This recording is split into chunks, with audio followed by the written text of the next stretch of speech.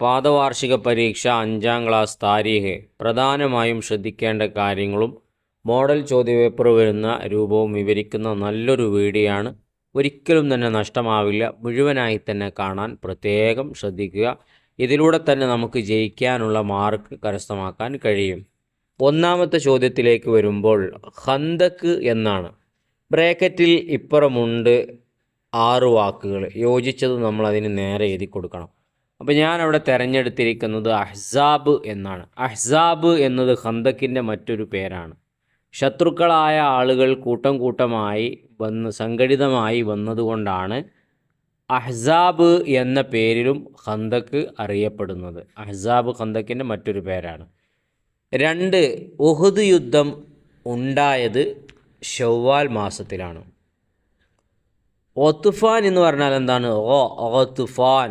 ഒത്തുഫാൻ എന്നുള്ളത് ഒരു ഗോത്രമാണ്, ഗോത്രക്കാരാണ്. അതാണ് തിരഞ്ഞെടുക്കേണ്ടത്. ഇനി 4-മത്തത് ജബലുർ റുമാത്ത്. ജബലുർ റുമാത്ത് എന്ന് പറയുന്നത് എന്താണ്?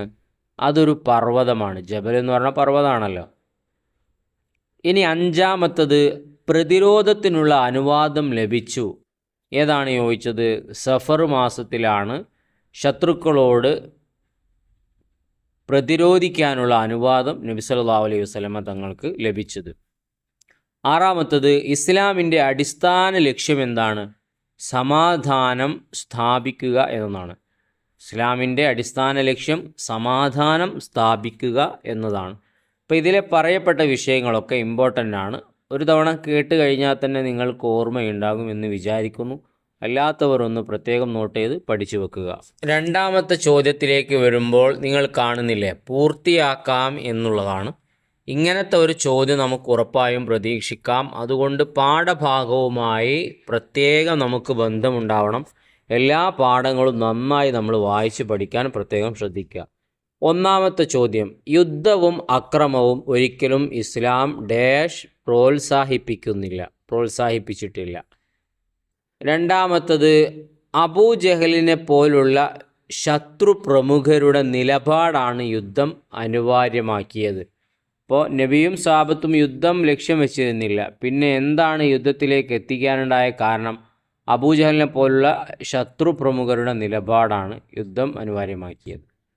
3-മത്തത് നബി സല്ലല്ലാഹു അലൈഹി വസല്ലമയുടെ പിതൃവ്യൻ ആരാണ്? ഹംസ റളിയല്ലാഹു അൻഹു. ഉപ്പയുടെ സഹോദരനാണ് പിതൃവ്യൻ ഹംസ റളിയല്ലാഹു അൻഹു. 4 സ്വഹാബികളിൽ നിന്ന് ബദറിൽ 14 പേര് ഷഹീദായി. അപ്പം മുസ്ലിം പക്ഷത്ത് നിന്ന് എത്ര പേര് ഷഹീദായി? 14 പേര് ബദറിൽ ഷഹീദായി. 5-മത്തത് അക്രമമല്ല, ആത്മരക്ഷയാണ് ഇസ്ലാമിൻ്റെ യുദ്ധങ്ങളുടെ ഉദ്ദേശം. ഇനി 6-മത്തത് ഉഹുദിൽ മുസ്ലിം പക്ഷത്ത് നിന്ന് പോയ 300 പേർ മടങ്ങി. അവർ മുനാഫിക്കുകളായിരുന്നു. അപ്പോൾ ഉഹുദിൽ മുസ്ലിം പക്ഷത്ത് നിന്ന് പോയ 300 പേരുണ്ട്. അവർ മടങ്ങിപ്പോയി. അവർ യുദ്ധത്തിന് നിന്നില്ല. അവർ പേടിച്ചിട്ട് മടങ്ങിപ്പോയി. കാരണം എന്താണ്? അവർ മുനാഫിക്കുകളായ ആളുകളാണ്. ഇനി 3-മത്തത് ഉത്തരം എഴുതാം എന്നതാണ്. 1 എല്ലാം ഉപേക്ഷിച്ചു മുസ്ലിങ്ങൾ മദീനയിലേക്ക് ഹിജ്റ പോയത് എപ്പോഴാണ്? ശത്രുക്കളുടെ ക്രൂരതകൾ സഹിക്കാൻ കഴിയാതെ വന്നപ്പോഴാണ് മദീനയിലേക്ക് ഹിജ്റ പോയത്.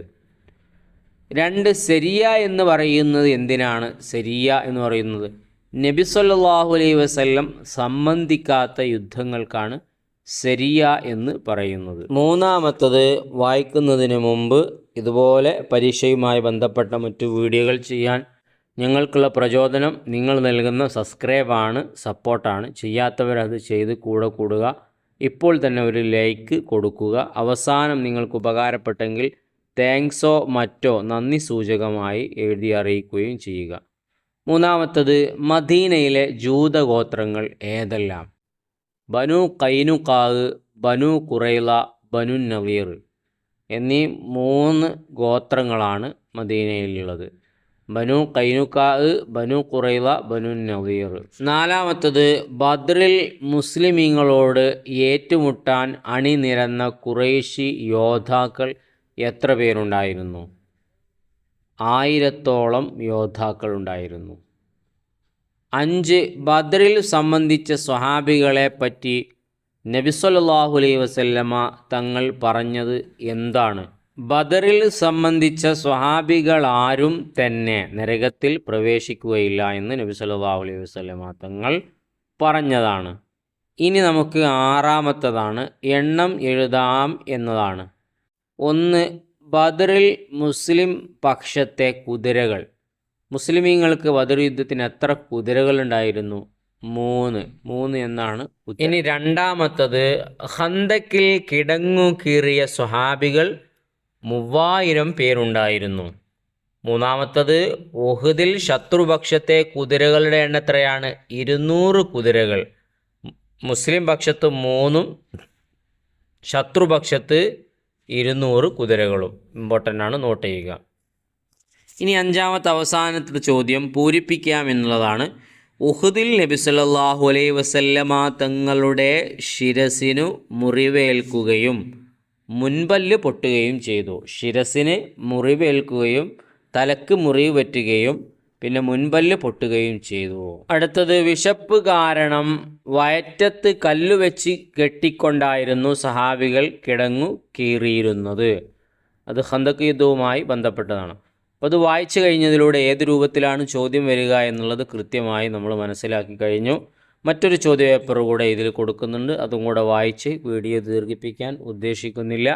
ഒരിക്കൽ കൂടി ഉണർത്തുകയാണ്, സബ്സ്ക്രൈബ് ചെയ്യാത്തവരുണ്ടെങ്കിൽ ചെയ്ത് സപ്പോർട്ട് തരിക, കൂടെ കൂടുക.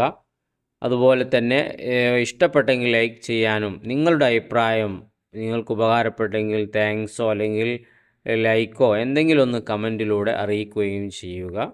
നല്ലൊരു വീഡിയോയുമായി നമുക്ക് വീണ്ടും കാണാം. നിങ്ങളെ പറ്റുന്ന കൂട്ടുകാരിലേക്ക് കൂടെ ഈ ഒരു വീഡിയോ എത്തിക്കുക.